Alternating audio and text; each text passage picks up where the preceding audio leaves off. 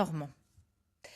Notre feuilleton cette semaine est consacré à l'abbé Pierre. Cela fait 10 ans qu'il nous a quittés. On va s'intéresser ce midi au rapport entre l'abbé et la Normandie. Stéphane Gérin, Bruno Bellamri. La Normandie est une région qui a beaucoup compté pour l'abbé Pierre. Une région qu'il va apprendre à découvrir. Dès les années 50, il demande à son bras droit, Paul de Sort, d'y développer les communautés Emmaüs itinérantes. La mission de Sort est claire.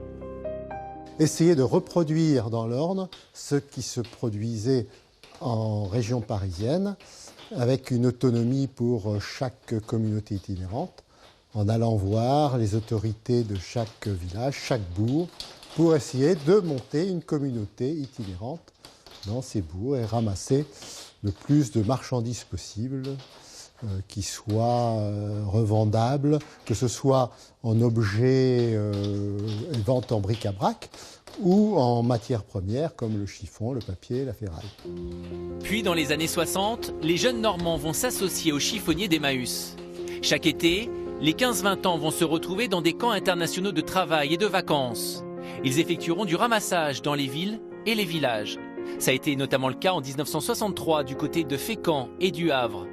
Patrick Bijon se souvient de ces colonies solidaires. C'était se retrouver ensemble pour faire quelque chose, pour apporter quelque chose, une pierre à l'édifice de la solidarité. Ça a donné un élan, ça a donné un sens à notre vie quelque part. Paul de Sort, encore lui, va aussi organiser le grand ramassage de Rouen. Un événement majeur qui va faire déplacer l'abbé Pierre dans la ville au Sans-Clocher.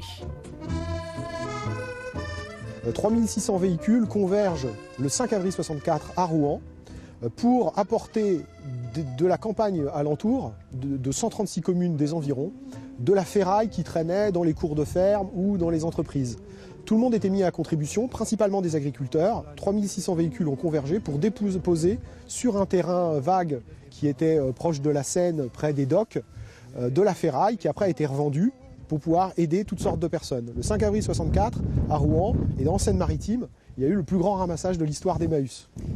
1964, c'est aussi l'année où l'abbé Pierre arrive à Esteville, un havre de paix en pleine campagne où il viendra se reposer les week-ends et durant les vacances. Et il en a besoin vu ses nombreux déplacements en France et à l'étranger. En 1990, il s'y installera définitivement. La Normandie permet aussi à l'abbé Pierre de se ressourcer au plan spirituel. Dans les années 80, il passe 1 mois sur 2 à l'abbaye de Saint-Wandrille pour retrouver une vie de prière. Oui. Sur ces vieux jours, il est retourné à Saint-Wandrille. C'était bien parce qu'il y avait cette nostalgie finalement d'une vie qui était certes une vie dans l'action, mais qui était une vie dans l'adoration. Et les gens qui ont côtoyé l'abbé Pierre vous diront que chaque fois qu'il avait une décision à prendre, il se recueillait, il pouvait passer des heures en adoration et en réflexion, alors qu'encore une fois, l'image que les gens ont de lui, c'est l'image d'un homme d'action. En 1997, l'abbé Pierre viendra inaugurer le centre Emmaüs de Notre-Dame de Bondeville. 1 an plus tard, il fêtera ses 60 ans de sacerdoce en la cathédrale de Rouen. Ce sont les dernières apparitions publiques dans notre région du fondateur d'Emmaüs. L'abbé Pierre s'éteint en 2007. Il sera inhumé au cimetière d'Esteville, enterré au milieu de ses premiers compagnons, au milieu des plus démunis, car telle était sa volonté.